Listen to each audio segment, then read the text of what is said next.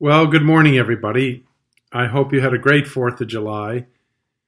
And if you're visiting today and it's your first time here, or it's been a long time since you've been here, I'm Pastor Paul, and I was pastor of Peace Lutheran Church for the last 5 years. And a month ago, at the conclusion of Memorial Day weekend, I retired and returned to Atlanta. And our church right now is searching for a new pastor. And I want you to keep that in prayer. It's essential that we persevere in prayer. God has someone in mind. He knows who's going to come here. And we need to pray for that. Pray for God's will to be done.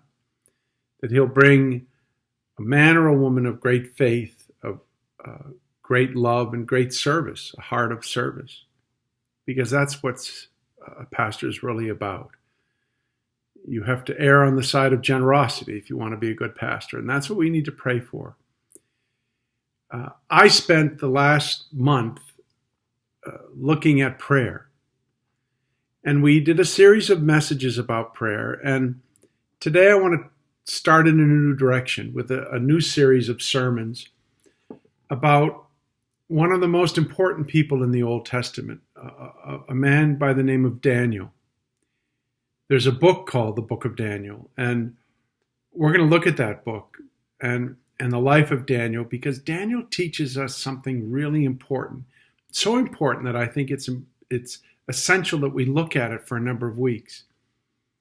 And what he teaches us is this, that it's always been God's intention when he created you and me, that we thrive, that we flourish. And God doesn't just want us to get by in life. He doesn't want us just to get through each day. And Daniel's life is a great illustration of that fact. And he shows us and teaches us how to flourish, how to thrive in life. And I want to begin our series of messages by looking briefly, or considering briefly, the great Old Testament prophet Isaiah, who warned thousands of years ago that any culture is headed for collapse when it reverses the values that created the health of that culture in the first place.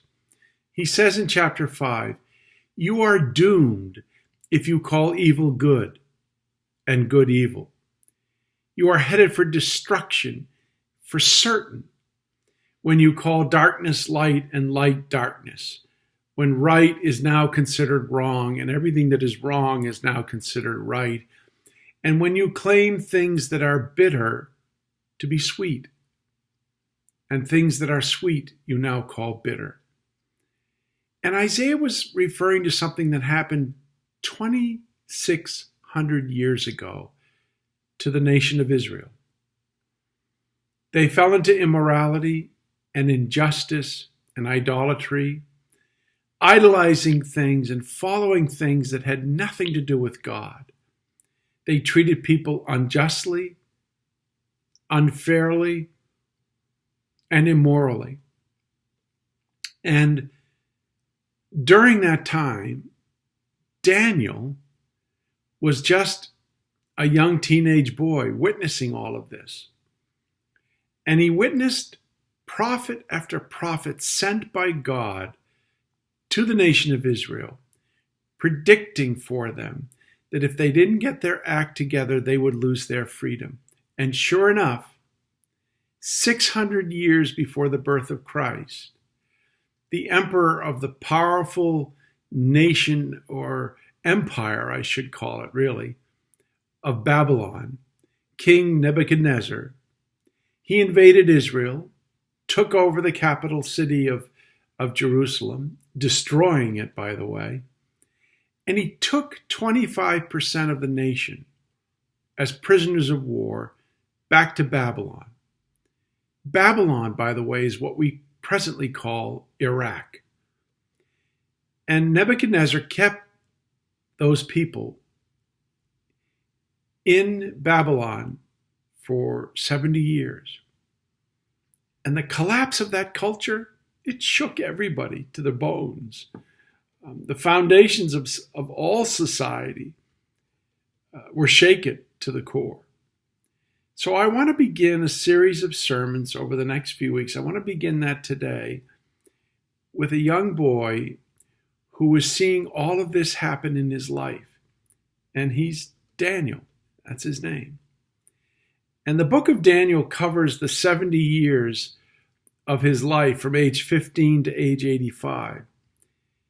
When he starts off as a prisoner of war, ends up 70 years later as the second most powerful man in the most powerful empire at that time. And he does all of this without losing a speck of integrity.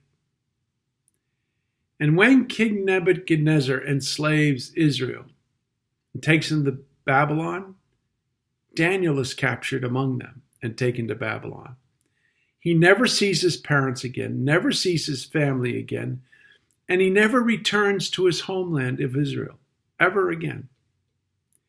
He spent the rest of his life living in a foreign, hostile culture. And what is so important, and why I want to spend some weeks looking at this, is that Daniel teaches us how to thrive no matter what life throws at us. So I want to take a look at this. And it's essential. There's so many lessons to be learned here from this young man who ends up being an old man. And we watch him through his whole life. And he begins his book saying this, that in the third year of King Jehoiakim's reign, King Nebuchadnezzar of Babylon besieged Jerusalem with his armies, and God gave Nebuchadnezzar the victory. And, you know, for most of us, that phrase, God gave Nebuchadnezzar victory, that surprises us because Nebuchadnezzar was not a godly man. He was not a Jew or a Christian. He was wholly pagan. And God often uses pagan leaders to discipline his children. He did it with Pharaoh, the king of Egypt. He did it with Cyrus, the king of Persia. He did it with Darius, of the king of the Medes. And he did it with Nebuchadnezzar.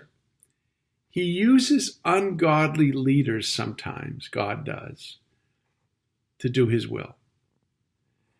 And the beginning of Daniel continues after this incredible phrase that God gave Nebuchadnezzar the victory by saying that when Nebuchadnezzar returned to Babylon, he took with him the best sacred objects from the temple of God in Jerusalem and put them on display in his pagan temple of Babylon. He also ordered that the best young men of Judah be taken captive and brought to his palace, including Daniel. And he said this, select only the best looking, strongest, and smartest young men and bring them to my palace. Make sure that they're well versed in every branch of learning, gifted with knowledge and good sense, and have the poise needed to serve in my royal palace.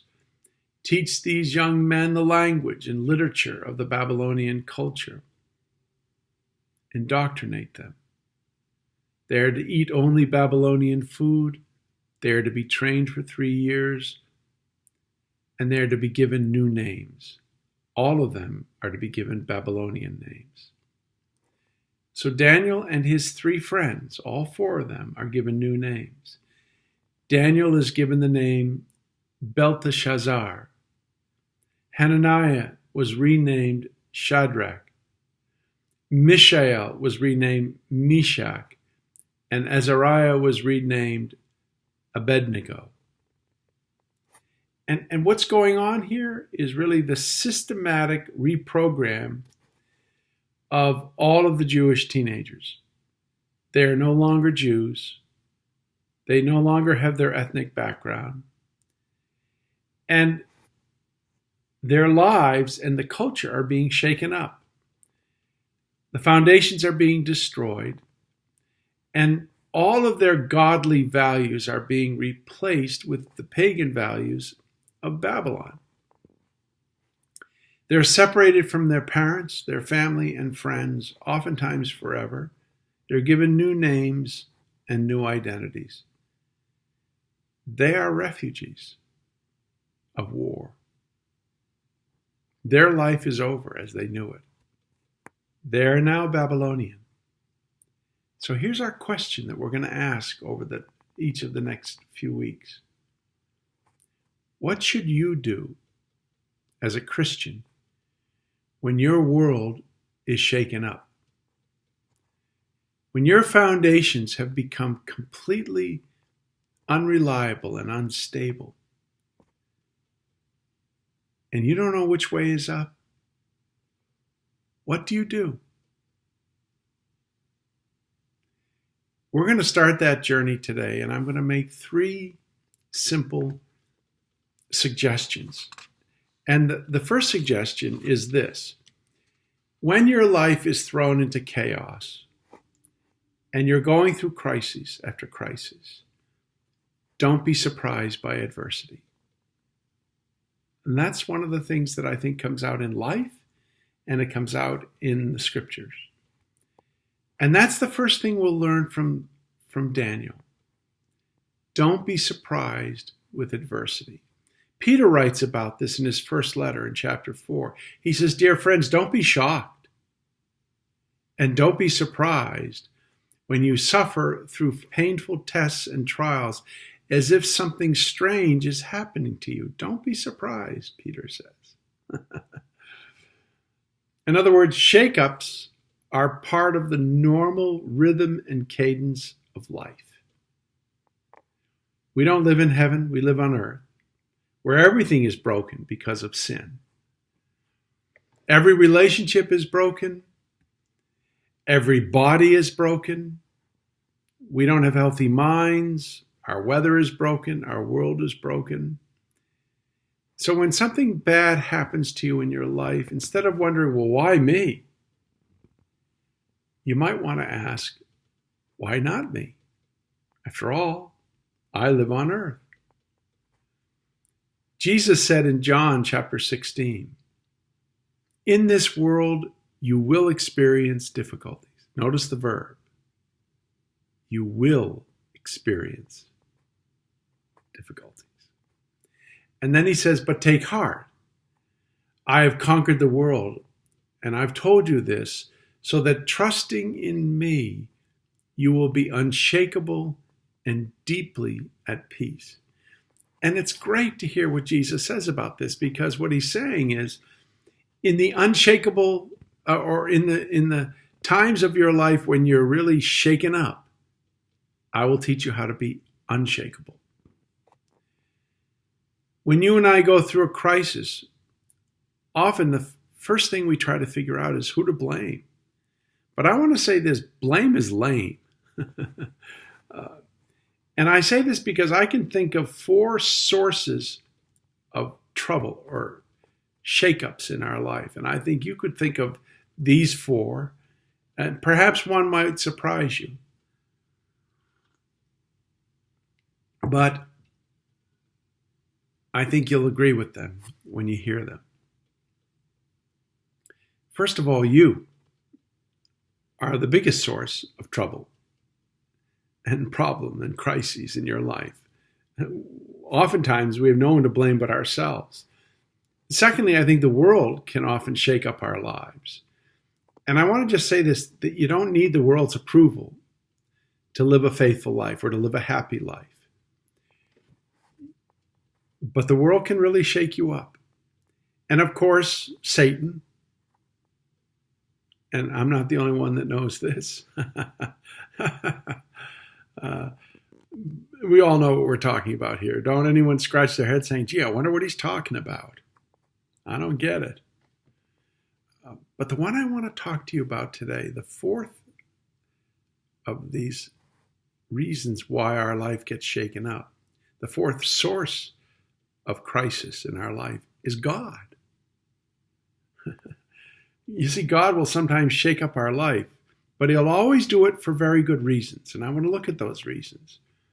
Because God will use every single one of the problems that we have in life for something good if we trust him. And so the second suggestion I want to make about living through crises and having our life shaken up is not only that we shouldn't be surprised by adversity, but we should look, number two, for ways that God might use our crisis for something good. And that's the second suggestion I want to make.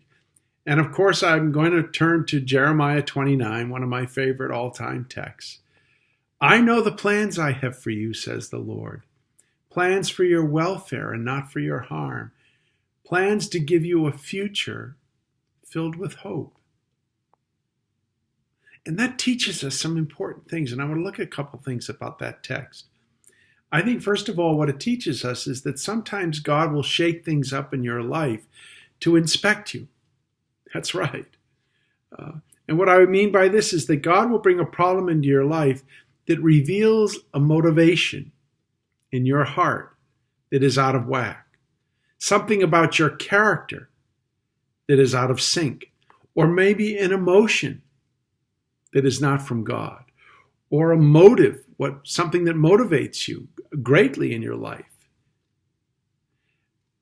And they're just not right. And God always examines us. He's always inspecting us, if I could say that, and checking us out. And he does this for something good in life. He doesn't do this because he's got nothing else to do.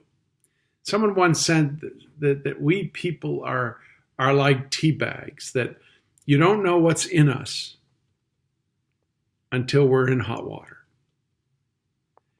And I think that's what God does. He puts us in hot water to show us what isn't working. He uses problems to inspect us and to help us see what is out of sync, out of whack, to show you what's wrong with yourself and to show me what's wrong with myself. I always think of the story of Adam and Eve in the garden. When Adam and Eve sinned and God shows up in the garden, you remember that? He comes into the Garden of Eden, God does, and he asks Adam this question. He says, Adam, where are you? I like that question because that question is the beginning of God checking us out. And he asks us all that question. Where are you? Where are you right now at this point in your life? Jeremiah again, but this time in chapter 17, he says, the Lord searches our hearts and examines or inspects our hearts and our deepest motives so that he can give to each person our right reward according to how we have lived. Beautiful text, Jeremiah 17. And of course, Deuteronomy, one of the great books in the Bible and in the world. God is speaking about Israel in chapter 8 of Deuteronomy. And he says, God led you, Israel, all the way in the desert these 40 years to humble you and to test you in order to know what was in your heart, whether or not you'd keep his commandments. Beautiful text, isn't it? When your whole life is being shaken up to the core, God is inspecting you. And the second thing we learn is that sometimes God is correcting you when you go through a crisis in your life. When Daniel and all of his family came back to Israel after 70 years, they were cured. And Israel never reverted to idolatry again. God used that period of adversity to correct Israel. And he does the same with you and me. He used 70 years of Israel's life to do this, to correct them. In the book of Hebrews, chapter 12, it says, God corrects all his children. Everybody gets corrected by God. And if he doesn't correct you, it says, then you don't really belong to him. Wow. And God corrects us, it says, for our own good, because he wants us to be holy as he is. It is never fun to be corrected, the text continues in Hebrews chapter 12. In fact, to be corrected by God is always painful. But if we learn to obey God by being corrected, we will do right and live in peace. And I love the book of Job. Someday I need to do a series of sermons about one of the greatest books ever written. But Job writes in chapter 5, or God, I should say, says to Job in chapter 5, Job, consider yourself fortunate when your all-powerful God chooses to correct you. So the question right now is, what is your problem teaching you? The crisis you're going through, the struggle you're having right now, if something is out of whack in your life, what is it teaching you right now? And I think one of the other lessons we learn is from crises is that sometimes God shakes things up to direct us. He corrects us, he inspects us, and I think he also directs us in times of crisis. So instead of asking the question, well, why me? Ask the question, what? What should I be learning? Because God is moving me in a new direction. When you go through difficult times, or when I go through difficult times and our lives are out of whack, God often is leading us in a new direction. Proverbs 16 says, you may plan your own journey, but the Lord directs your steps. So here's a question. How is God directing your steps? And the answer is oftentimes through problems, through crises. God will use your problems in life to direct you in the path he wants you to take in life. That's how he directs your steps. Pain is a powerful motivation to change. And I want you never to forget that.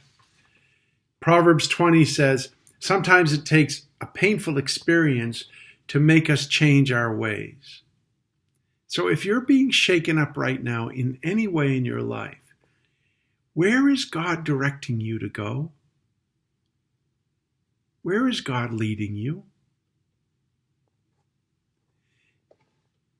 And the fourth thing I want to say about the lessons we learn during periods of crises is that sometimes God shakes us up to protect us.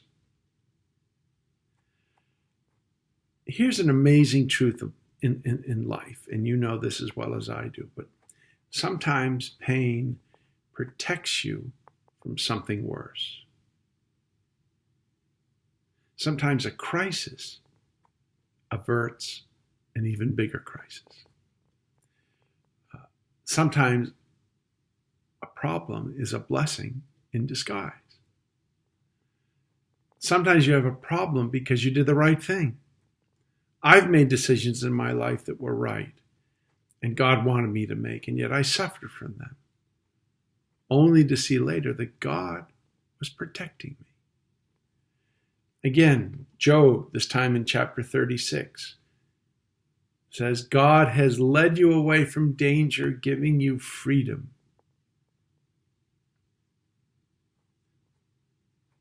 And I think what he's telling Job is problems are the preparation for success. Problems and trials are often God's way of blessing us. So it really comes down to faith. Will you trust God or not? when you're going through a difficult time? Or will you play the blame game? And a lot of times we blame God. Well, he's not answering my prayer. I don't feel him anywhere. Or what kind of a good God would do this? We say these things. I love the great story in the book of Genesis about Joseph, who was sold into slavery by his brothers because they were jealous of him. They didn't like him because he was favored by their father, because he was a faithful man, faithful son, unselfish. And in Genesis chapter 50, at the end of the story, Joseph says this to his brothers when he reunites with them. He says, "You intended to harm me, but God intended it for good." God was protecting me. That's what he's saying to his brothers. And God is bigger than the people who put you down. And the last reason I think that God brings good out of shakeups is that he uses the things and the problems in life to protect us. Or let me say to perfect us. I just mentioned the protection that he gives us. But he also uses it to perfect us. Peter writes about this in his first letter in chapter 5. He says, after you've suffered for a little while, the God of all grace, who calls you to share his eternal glory in union with Christ, will himself perfect you and give you firmness, strength, and a sure foundation after you've suffered. He says, after you've suffered. And he says, God will perfect you. What's he saying?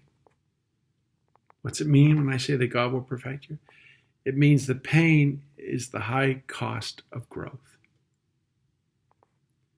And Jesus says, you got to pick up your cross. You got to have problems and follow me if you want to be my disciple. Because in the action of picking up your cross, in the times of trial and trouble, I will perfect you. But you got to trust me. God will use our troubles to perfect us, because when we die, we're not taking our car with us, or our combine or pickup. We're not going to take any of our cash. Our careers won't matter. Our clothes. We're not going to take our china or good silver to heaven. You'll take your character. That's what you'll take. So here's the question. How can I grow from this problem? Let me close with briefly that a third and final suggestion that I want to make as we start this series. We also need to trust God for what we don't understand. And that's important. Proverbs 20 says, since the Lord is directing our steps, why try to understand everything that happens along the way? Life doesn't have to make sense, God says. I know what I'm doing. Trust me, even when you don't understand what's going on. In Proverbs chapter 3, the very famous text, there's a slightly different translation. Trust the Lord with all your heart. Don't depend on your own understanding. Honor the Lord in everything you do, and he will give you success. So God wants you to be successful. He wants you to thrive. He'll give you a thriving, successful life. As your pastor, it was my job for the 5 years I was here to help you succeed in every area of the life that God has given you. That's what a pastor does. I always wanted you to be a success, and not just to get by or to survive in the difficult times, but to thrive and to actually be used by God in an amazing way. That's what we're going to look at in the weeks ahead. I think it's a very powerful series of messages, and they're all from the scriptures. Start reading the book of Daniel and have a great week. God bless you.